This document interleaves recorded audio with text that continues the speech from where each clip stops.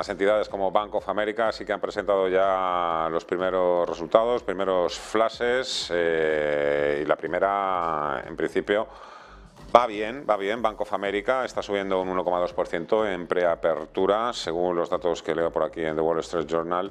Ha obtenido un beneficio por acción de 85 centavos frente a los 77 centavos que esperaba el consenso del mercado. Luego hay que leerse también la letra pequeña. Esto ha sido por la actividad más retail. Bank of America también tiene una importante pata retail, o se debe básicamente también a todo el negocio de inversión. Ya saben, los comisionistas ganan dinero tanto cuando la bolsa sube como cuando baja. Después vamos a contar detalladamente los resultados de Bank of America, de JP Morgan, Wells Fargo, BlackRock también ha presentado resultados. Eso será después, digo, porque antes vamos a echar un vistazo a la jornada, que es lo que podemos esperar a partir de estos momentos. Saludamos ya a David Galán de Bolsa General. Hola David, ¿qué tal? ¿Cómo estás? Buenas tardes. Hola, ¿qué tal? Muy buenas tardes. Un gran placer. arranque de las bolsas europeas, la Bolsa de Londres, acabamos de hablar de ello en el programa acerca de sus máximos históricos. Cuéntanos un poco qué está pasando y cómo lo ves tú. Bueno, decíamos el año pasado que Europa cotizaba valoraciones ya muy razonables, incluso a rangos históricos muy baratos en cuanto a PER. Llegamos a ver PER 9 en muchos índices europeos, en el FTSE, en el IBEX, en el DAX. Ahí sí que hemos visto algo cercano a una claudicación o a niveles de miedo importantes por todo el tema de la guerra y también los problemas que podía causar a nivel energético, especialmente en Alemania, aunque no solo en Alemania. Y todo esto pues provocó un pesimismo extremo, ¿no? Y como se suele finalmente desarrollar esas situaciones es con alzas. Se suele purgar así el pesimismo, ¿no? Sí que eso no lo vimos en Estados Unidos, ese nivel de miedo o de pánico. Tampoco vimos esa contracción en la valoración o en el PER, pero sí que la vimos en Europa, ¿no? Siempre puedes esperar más caída. Pero claro, ¿dónde pones el nivel? Porque cuando estaba PER 9, pues se decía que todavía quedaba lo peor de la caída, ¿no? Y tenemos ahora mismo al IBEX en su versión con dividendos cercano ya a máximos de toda su historia, y en la versión sin dividendos, que es quizá la más popular, pues podemos ver que ha roto la media, que estaba en fase descendente, y ahora la media pues ha servido de apoyo, ¿no? Es un primer soporte. Tenemos al IBEX en tendencia alcista, al menos de corto o medio plazo, ¿no? Y ya digo, le queda superar esa zona de los máximos previos en el IBEX dividendo, que si eso ocurriera, pues quedaría el camino 28.263, es en el IBEX dividend, quedaría el camino bastante despejado para más alzas. Y está ahí, está rompiendo esa zona. Entonces, bueno, pues tenemos al IBEX 35 en tendencia alcista. El componente sectorial del que hablamos mucho el año pasado ha sido clave, porque igual que le perjudicó mucho al IBEX no disponer de sector de tecnología y tener mucha banca, esto ha sido un hándicap durante 15 años, ahora le está viniendo bien, porque las tecnológicas es lo que más sufrió el año pasado y la banca está tirando, igual que el sector asegurador, que aún está tirando más. Entonces, este tipo de índices, que no solo el IBEX tiene ese tipo de componente, incluso también el MIB italiano, o Portugal también tiene mucha cíclica, pues ahora se está comportando mejor, ¿no?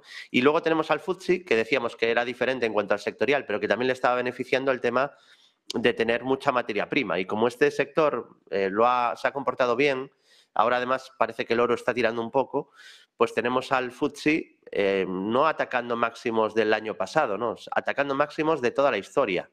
De hecho, el IBEX los tiene relativamente cerca, ¿no? Pero el FTSE los tiene al 1%. O sea, sube un 1% y está en máximos el índice de Reino Unido, que es una de las principales bolsas del mundo.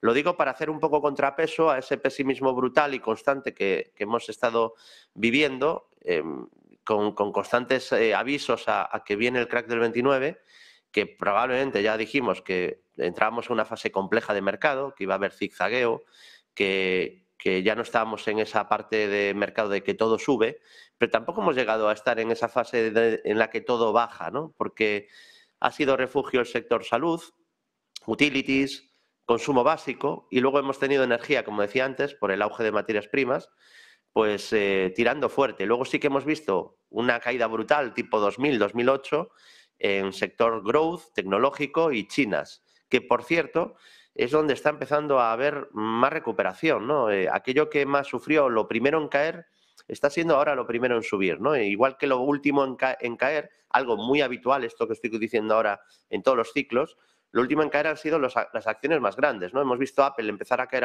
recientemente, o Tesla no hace mucho, y que además Tesla en una proporción enorme, ¿no? Una gran caída. Así que Europa fuerte, muy lejos ya de los mínimos, lejísimos. O sea, mientras seguimos debatiendo la FED y la crisis que viene, la recesión, tenemos índices casi en máximos de la historia, y no hablamos, no, es que solo elegimos el FTSE. No, podemos irnos también a índices del norte de Europa y vamos a ver una película muy parecida, ¿no? La bolsa de Noruega, bueno, la de Dinamarca, por ejemplo, la tenemos atacando máximos de la historia. La bolsa de Noruega, podemos ver, espera que la tenía por aquí, se me acaba de ir. Bueno, es una situación similar, ¿no? No solo sería Dinamarca, sino en general, bolsas de Norte Europa bastante bien. Suiza, curiosamente, se ha quedado descolgada, que es una de las bolsas más fuertes del mundo, pero quizá por la influencia que tiene Roche, que no lo está haciendo muy bien. Pero ya digo, en general, Europa muy bien, es de esas pocas fases de los últimos 15 años donde Europa le ha sacado mucha ventaja a Estados Unidos, y en Estados Unidos también mucha diferencia entre índices, por lo que hablaba de la diferencia sectorial. Tenemos a un Dow Jones que ha recuperado gran parte de la caída. De hecho, la caída fue mucho menor que en otros índices, apenas un poco más del 38,2 de la subida, es decir, una corrección pequeña proporcional respecto a la subida previa de 2020, y sí que mucha más caída, que es donde ha estado el problema, en Nasdaq 100, tecnología, o también en el Russell 2000, donde hay un gran número de acciones pequeñas y medianas, ¿no? En el caso del Nasdaq, igual que en el S&P, la clave es romper el máximo anterior y la directriz bajista. En el Nasdaq ese nivel son los 12.166, mejora por encima de ese nivel. Y en el caso del S&P 500, pues vamos a ver si confirma, si es capaz de romper la resistencia con la que se va a encontrar ahora, que es la directriz bajista a medio plazo, y un poquito más arriba, un máximo relevante que es 4.101 y después ya 4.325. Yo estaría muy atento sobre todo al índice Russell 2000, porque si fuera capaz de superar ese nivel, pues tendríamos una probable figura de suelo de medio plazo bastante clara, ¿no? Que sería un triple suelo. Ya tuvimos un doble suelo que se cumplió, luego vino un pequeño doble techo que se cumplió, sin perder el mínimo anterior, está intentando volver a subir y tiene una primera resistencia intermedia en 1.927 y ya luego le quedan los 2.053, que en el futuro continuo es 2033. Si supera ese nivel, que en concreto son máximos de agosto, pues según qué índice se mire, pero es el máximo de agosto, pues tendríamos una figura de suelo no de corto plazo, sino de medio plazo, que para un analista técnico esto es muy importante, el objetivo es bastante grande y además hablamos de un índice muy representativo, con un gran número de acciones. Como siempre, la verdad es que he tratado además de no interrumpirte porque he ido apuntando todas y una de las cosas que nos has contado. Como siempre, fantásticamente bien. David Galán, Bolsa General, un fuerte abrazo, que vaya todo bien. Hasta la próxima, adiós.